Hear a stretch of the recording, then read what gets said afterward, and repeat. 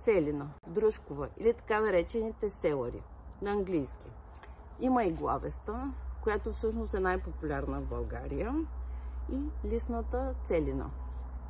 Тази целина, дръжковата, е популярна в Западна Европа и в Щатите, откъдето всъщност идва. И сорта, тал юта, високата юта, достига височина до 60-70 см, може и повече. Отглеждана масово или внесена, разработена от китайски градинари преди повече от 100 години в Солт Лейк Сити. Имало огромни градини с целина там, с селери.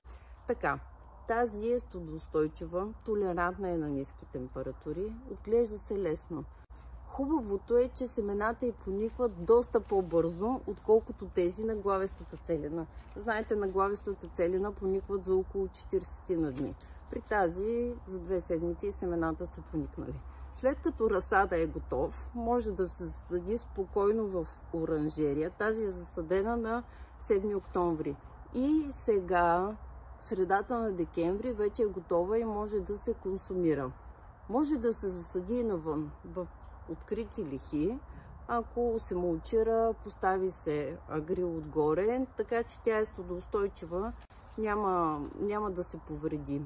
Интересното е, че казват, че изразходвате повече енергия да консумирате селери, отколкото приемате чрез нея, така че е добре за хората, които спазват някакъв режим и са на диета, да консумират този зеленчук. Има репутация на труден за гледане зеленчук, а всъщност не е. Така че може да се гледа и всъщност е доста вкусна.